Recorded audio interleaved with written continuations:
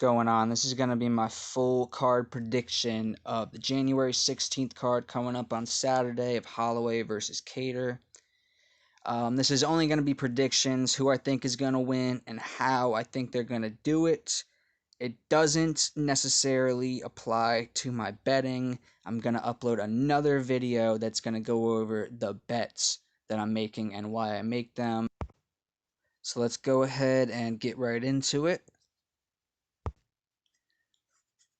Okay, so the first match is Kilburn versus Lingo at 145, and Lingo is the favorite, minus 225, plus 185 for Kilburn. Kilburn has decently accurate boxing. He doesn't throw anything too powerful, but he's pretty accurate with what he throws. They both lost their last debut. Zalal out-techniqued Lingo. He evaded his power, and something that Kilburn's probably not gonna be able to do. And Billy Quarantillo pretty much dominated the grappling until he finally found a submission on Kilburn. Kilburn has terrible grappling, just completely. He's apparently moved to ATT and started working more on it, but we'll see. I'm not banking on that. Lingo, Lingo's not a superstar grappler or wrestler, but he's competent in it, and at any time in this fight, he can control Kilburn on the ground. They're both still very young. Lingo, in general, the better boxer, and definitely throws more power, and throws more power more frequently, too. Kilburn has never been knocked out, but I don't think he's really fought anybody who's such a power puncher with the skill set of Lingo. Obviously, Quarantillo is better than Lingo, and that guy he fought on the Contender Series who outgrappled him. It's just different fights, so I'm going to take Lingo by knockout. Second fight is Mello versus Moras in the women's bantamweight. Let's see, Mello is the plus 190 underdog, and Moras is the minus 230 favorite. They're both past their 30s. Moraz's game plan and her path to win here is to control Mello, and we have seen in the past 3 fights that Mello is pretty easily controllable. But look at the competition for her last 3 fights. It was Tracy Cortez, it was Carol Rosa, and it was Irene Aldana. So people are looking at the fact that they were able to do that with the fact that Sarah will be able to do that, and I do not think she will be able to.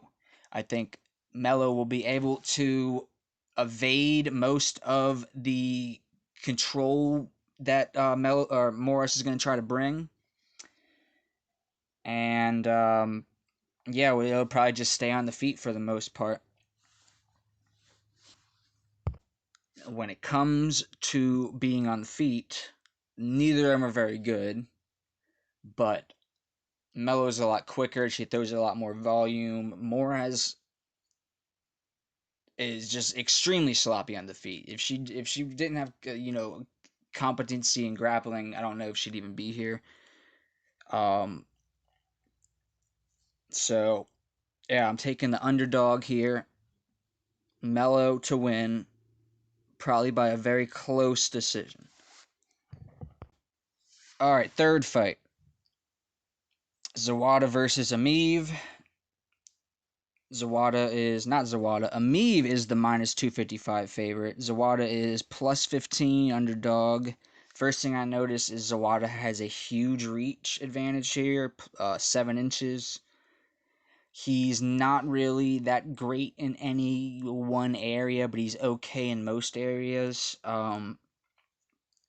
One thing is Amiv really loves to throw his leg kick. I think when I ran the stats, he threw like 50% of all of his significant strikes were leg kicks.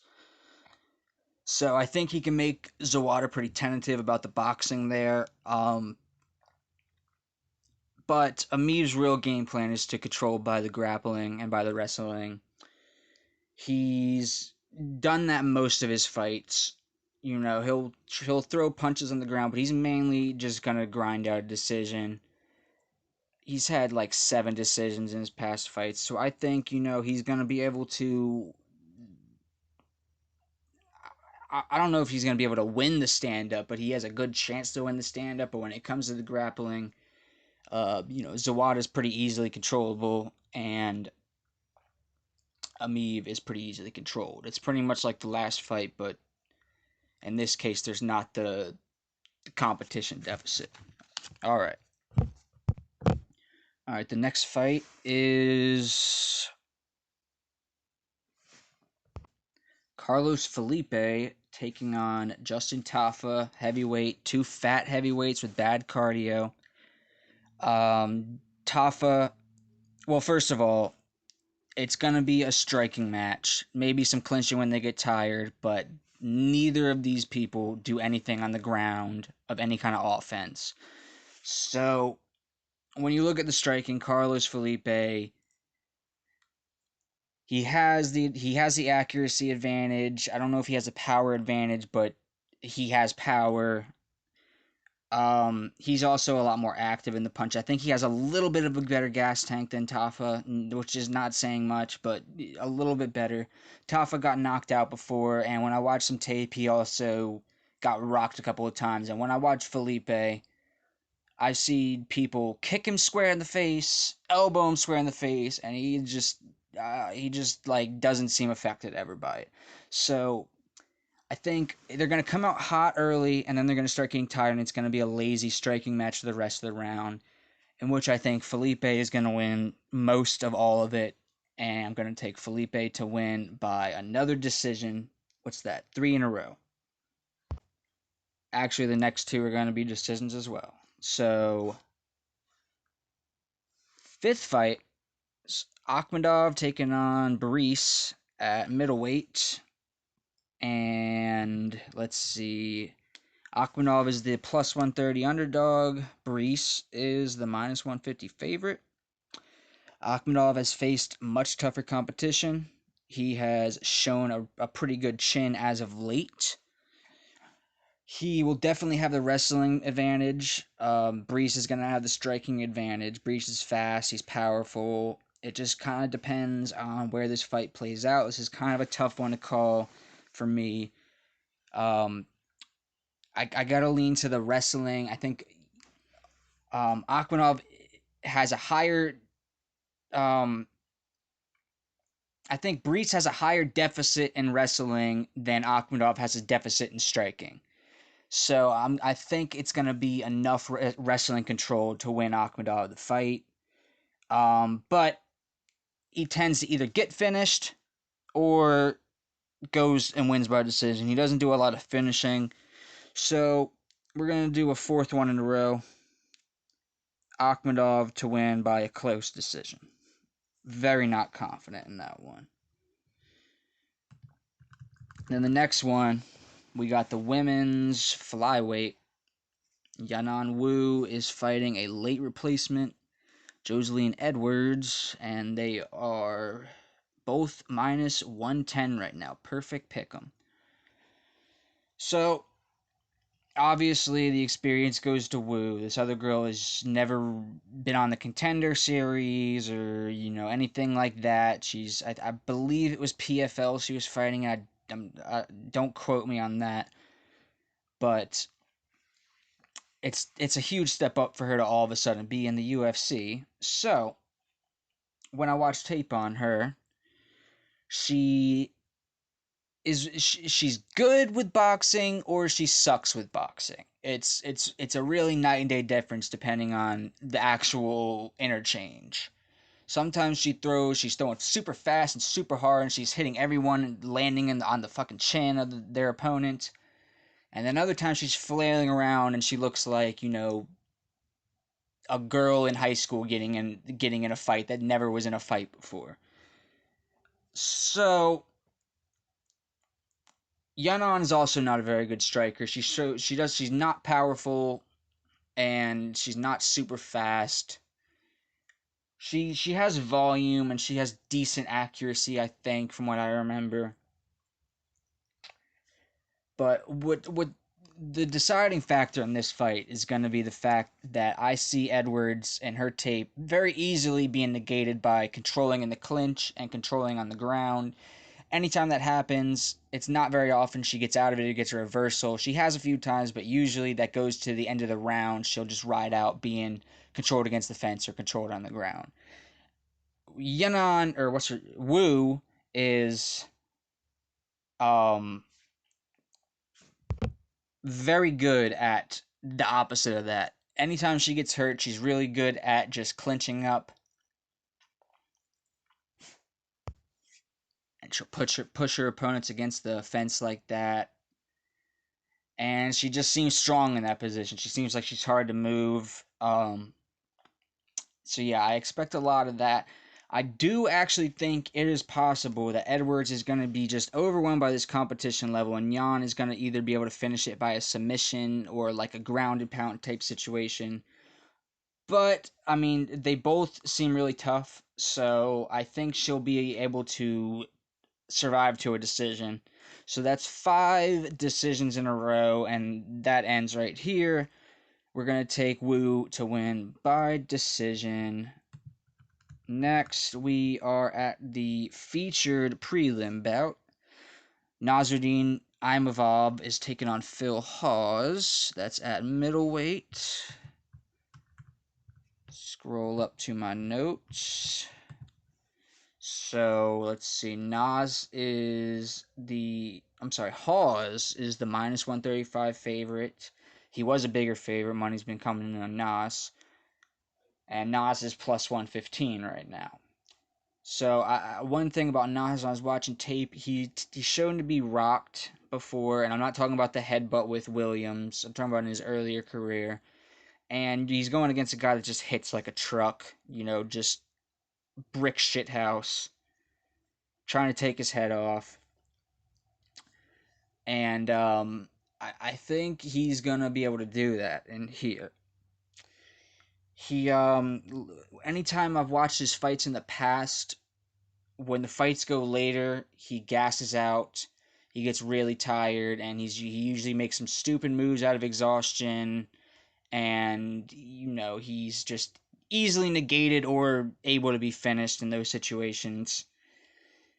If you watch that one fight where he fought that Cuban Missile Crisis guy, like he got up off the ground, and he got there was a good 2 seconds when he was standing up on his feet where Cuban guy could legally kick him, and he's just standing there for a good 2 seconds before the Cuban guy goes, "Oh, you're not even going to put up a guard," and just throws a big head kick, and he falls down unconscious. So I could definitely see that happen for Nas, a late finish, or just winning the latter rounds by after Phil gets exhausted. But I think Phil is gonna be able to get it done here. I think he's gonna be able to get a knockout. I think it's probably gonna be in the second round, early second round, maybe late first round. I think he's has shown improvements in the cardio issues, but it will probably still be kind of a problem. So that's what we're going to take there. And then, let's see, moving on from that, the next fight, 2 undefeated guys. Dusko Shadorovic is taking on Punahale Soriano. They both won their UFC debuts recently.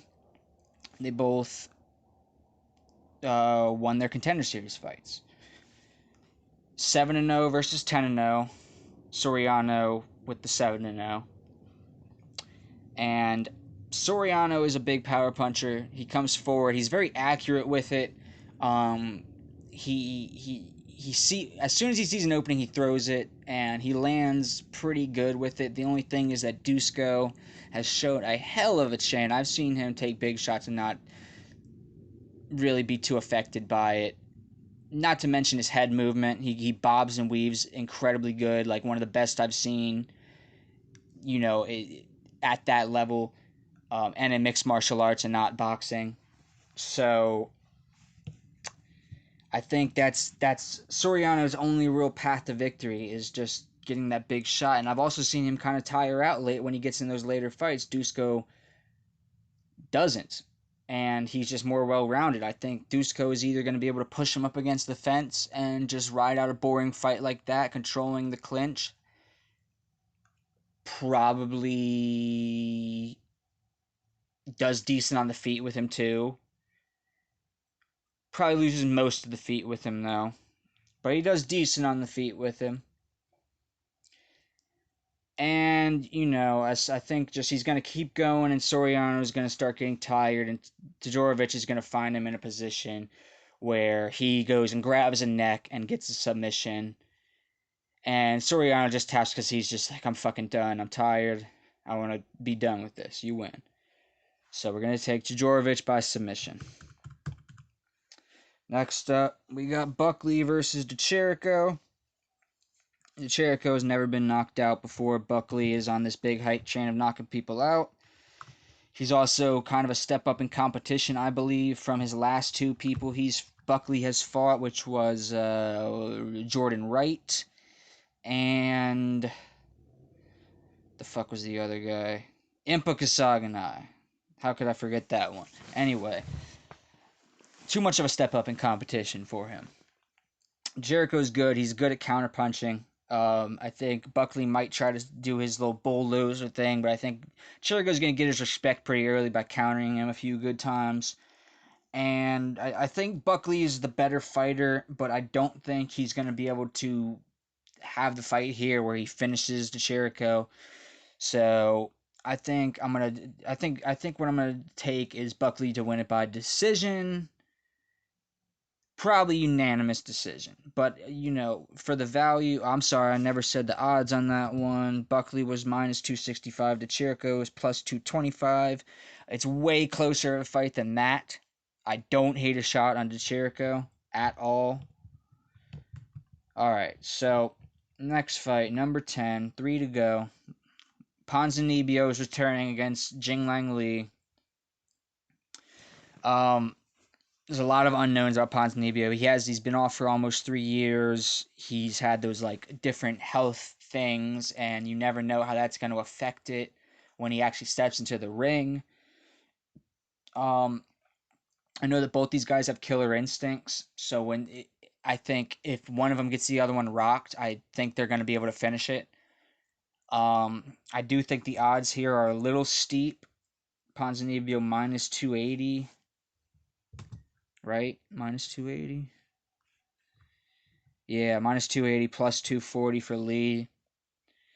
I think Pons is just from what we know about him. We can't go off what we're planning on seeing from him. With the layoff and whatnot. But what we know from him, he will outclass Lee. I don't think Lee's gonna. I think Lee's never been been finished before, but I've seen him be rocked, and in every situation that he gets rocked, the opponent doesn't really follow up with and Ponzinibbio, I see him do that every single time one of his opponents are rocked. He knows he has to go in for the kill. He's like, I'm finishing this now. I'm locking this in as a win. So I think he's going to knock out Lee at some point here. It'll be Lee's, I believe, his first knockout loss. Maybe not. Let's see. Anything I forgot to say about that one?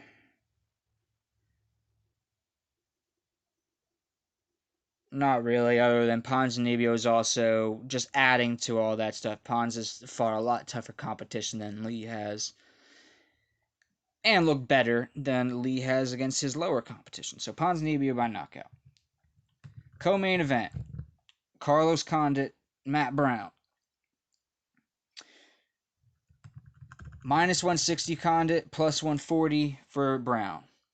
They're both over the hill, clearly. But Brown is way more over the hill. Brown is almost getting to where it's flat again. Like, he's so far over the hill, he's about done with the hill completely.